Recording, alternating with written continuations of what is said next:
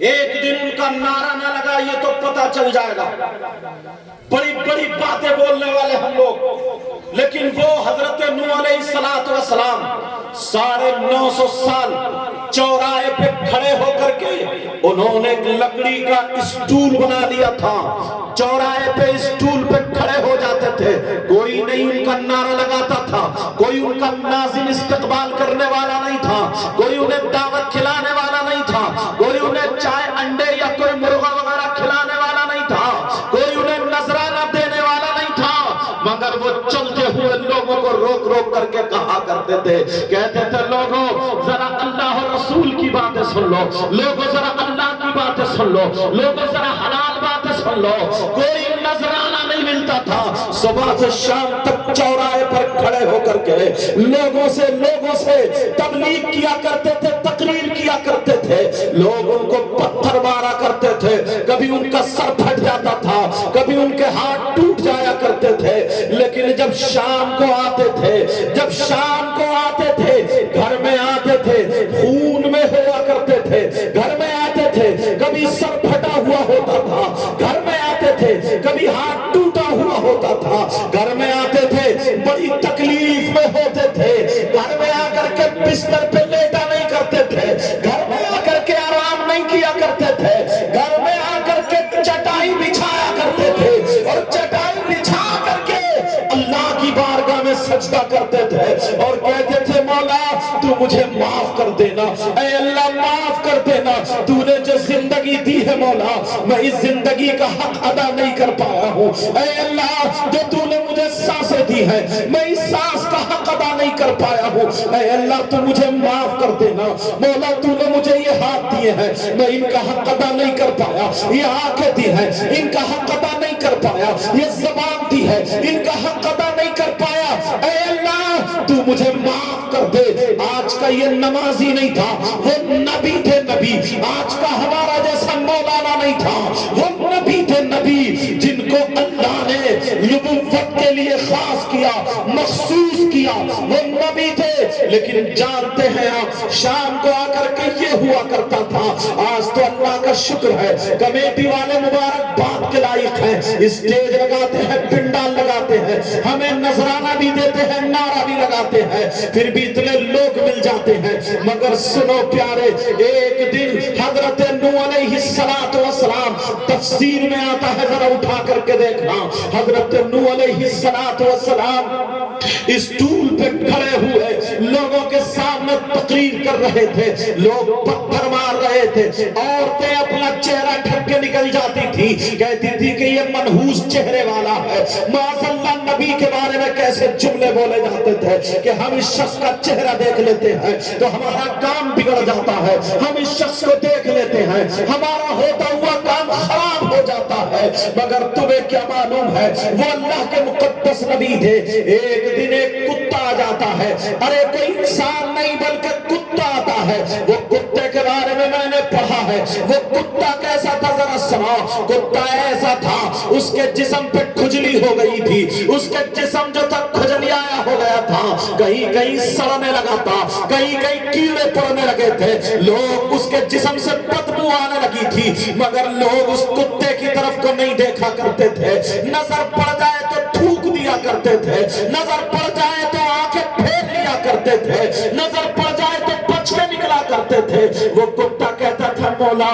تو نے مجھے کتا بنایا ہے، اے اللہ میں خود کتا نہیں بنا ہوں، میرے پروردگار تو نے مجھے کتا بنایا، مجھے کوئی محبت سے دیکھتا ہی نہیں، کوئی میری سنتا ہی نہیں ہے۔ یہ کتا ایک فریاد کرتا تھا، اس کو دیکھ کر کے لوگ اپنی ناک بند کر لیا کرتے تھے، کوئی پتھر سے مار رہا ہے، کوئی ہاتھوں سے مار رہا ہے، کوئی ڈنڈوں سے مار رہا ہے، کوئی ہٹ ہٹ کر کے ہٹا رہا ہے، اگر معاملہ آگے بڑھتا ہے اسے پتہ چل گیا ایک اللہ کے مقدس نبی بھی ہیں جن کا نام حضرت نوح علیہ السلام ہے، چلو دنیا مجھے نہیں دیکھتی ہے مگر میں ہی ان کا چل کے دیدار کر لیتا ہوں، چلو میں ہی ان کو دیکھ لیتا ہوں۔ وہ کتا بھی آ جاتا ہے، جیسے ہی کتا سامنے آیا اور جب بدبو آنا شروع ہوئی، کتے کا جسم دکھا، حضرت نوح علیہ السلام نے منہ دوسری طرف کو گھما لیا ہے، کتا پھر ادھر سے سامنے سے آ جاتا ہے تو پھر نوح علیہ السلام نے پھر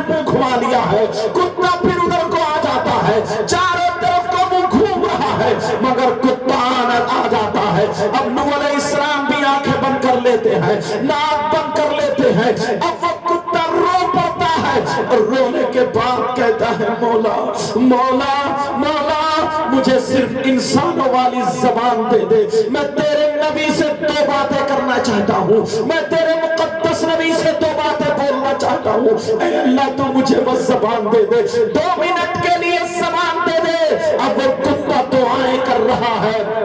لیکن اللہ نے اس کی سن لی ہے, پروردگار نے اس کی سن لی ہے. اب اس کتے کو زبان عطا ہو جاتی ہے, اب زبان میں بولنے لگتا ہے, یعنی گویائی مل جاتی ہے, اب وہ بولنے لگتا ہے. حضرت نوح علیہ السلام سے رو کر کے کتا کہتا ہے مجھے معلوم ہے آپ اللہ کے نبی ہیں, مجھے معلوم ہے آپ اللہ کے مقدس نبی ہیں. اے نوح علیہ السلام میں آپ سے 2 باتیں پوچھنا چاہتا ہوں, پوچھو کیا بات ہے. اب تو نوح علیہ السلام حیران ہو جاتے ہیں, یہ کتا بولنے لگتا ہے. کہا نوح ذرا اتنا بتا دو, اتنا بتا دو آپ کو نبی کس نے بنایا ہے؟ اللہ نے بنایا ہے یا خود بنے ہو؟ کہا مجھے اللہ نے بنایا ہے, مجھے اللہ نے بنایا ہے, ہر چیز کا خالق و مالک اللہ ہی ہے. کہا ٹھیک ہے تمہیں نبی اللہ نے بنایا, تمہیں انسان اللہ نے بنایا. کہا نوح یہ بتاؤ مجھے کس نے بنایا؟ کہا تمہیں بھی اللہ نے بنایا, کتے کو بھی اللہ نے بنایا. کہا وہ دوسری بات یہ ہے آج تم جو مجھ سے منہ پھیر رہے ہو, میں خود کتا نہیں بنا ہوں. آج جب تم مجھ سے رخ موڑ کے جا رہے ہو میں خود کتا نہیں بنا ہوں, اللہ نے مجھے بنایا ہے. اے نوح علیہ السلام ذرا سوچو تمہاری جگہ میں ہوتا اور میری جگہ تم ہوتے تو پھر کیا بنتا. اور یہ کہہ کر کے کتا روتا ہوا چلتا ہوا چلا جا رہا ہے اور کہہ رہا ہے پوری دنیا نے مجھ سے رخ موڑ لیا, سارے لوگ مجھ سے پیچھا کٹا رہے, کوئی مجھے نہیں دیکھ رہا ہے. میں نے سوچا تھا آپ تو نبی ہیں, آپ مجھے ایک مرتبہ دیکھ لیں گے, میں آپ کا دیدار کر لوں گا. اور وہ کتا جا کر کے سمندر میں جا کر کے ڈوب جاتا ہے, ڈوب جاتا ہے. اب تو نوح علیہ السلام کی بے قراری بڑھ جاتی ہے اور زیادہ تکلیف میں آ جاتے ہیں. اتنا روئے اتنا روئے, گھر جب شام کو آتے ہیں ایک تو لوگ ان کی باتیں نہیں مانتے تھے, گھر آ کر کے جب روتے ہیں تو اب نہ کھانا ہے نہ پانی ہے, پوری رات چٹائی میں, پہلے 2-4 منٹ میں سجدے پہ سر اٹھا لیا کرتے تھے, اب رات گزرتی چلی جا رہی ہے, اب صبح فجر تک پوری رات سجدے میں گزار دیتے ہیں, روتے ہوئے یہ گزار رہے ہیں مولا تو مجھے معاف کر دے, اے اللہ تو مجھے معاف کر دے, اے اللہ تو مجھے معاف کر دے. پوری رات روتے رہے, آواز آ جاتی ہے اے میرے مقدس نبی, اے نوح سجدے سے سر اٹھاؤ, میں نے معاف کر دیا ہے, تمہیں بتا دیا ہے, تمہیں دکھا دیا ہے ہر چیز کا پیدا کرنے والا خالق و مالک میں.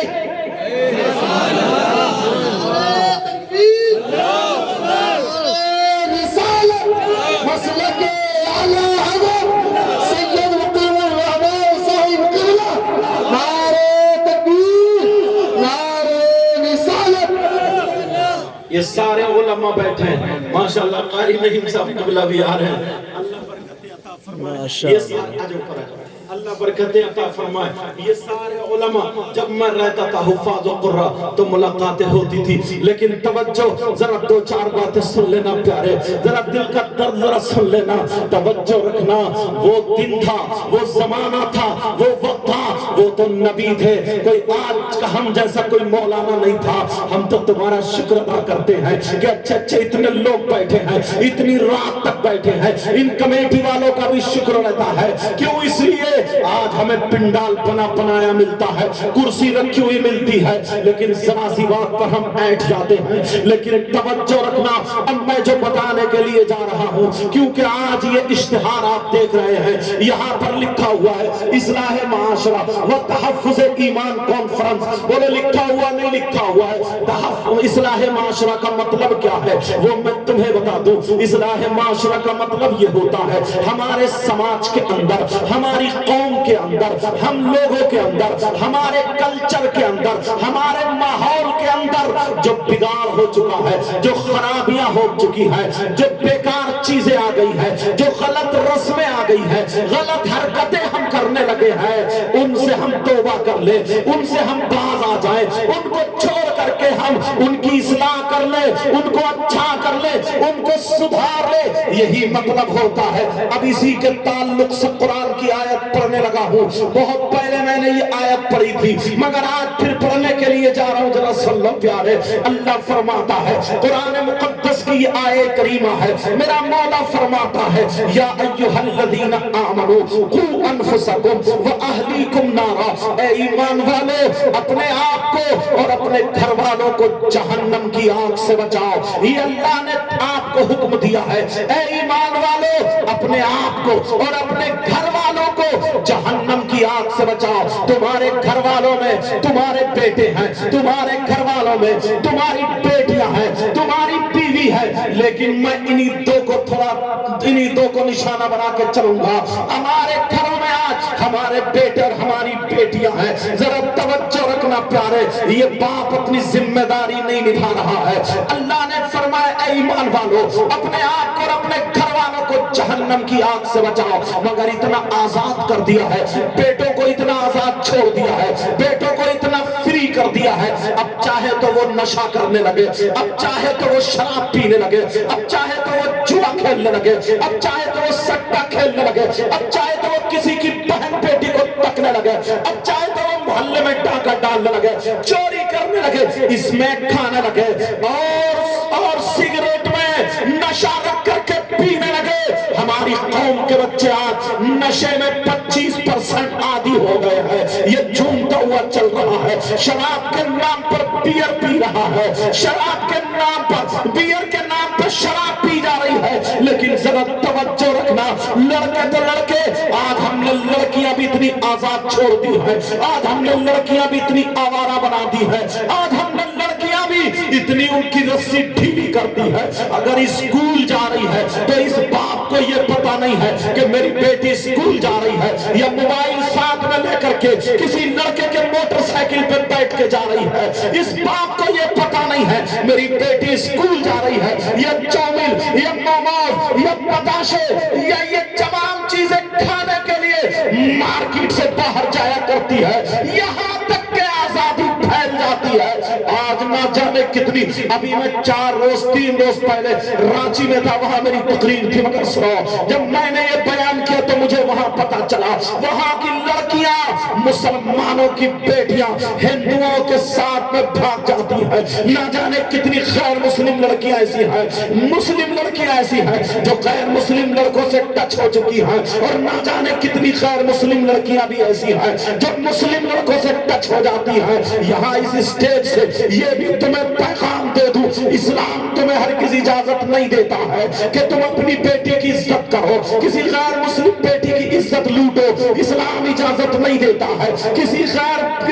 غیر کی بہن بیٹی کی عزت نیلام کرو، اسلام ہرگز اجازت نہیں دیتا ہے، کسی کو یہ اجازت نہیں دیتا ہے۔ ارے اسلام یہ کہتا ہے اگر تو نبی کا غلام ہے تو تو جب نکلے تو تیری نظریں نیچے کو ہونی چاہیے، جب تو نکلے تو تیرے چلنے کی ادا نبی نبی ہو، تیرے کھانے کی ادا نبی نبی ہو، تیرے پینے کی ادا نبی نبی ہو، تیری ہر دھڑکن نبی ہو۔ تم نے پوچھا صبح سے شام تک ہماری بیٹی کہاں چلی گئی تھی، تم نے پوچھا اسکول اتنے ٹائم کی چھٹیاں کہاں چلی گئی تھی، تم نے پوچھا ہماری بیٹی کہاں تھی، ہماری بیٹی سہیلیوں کے نام سے۔ اور ذرا بتا دوں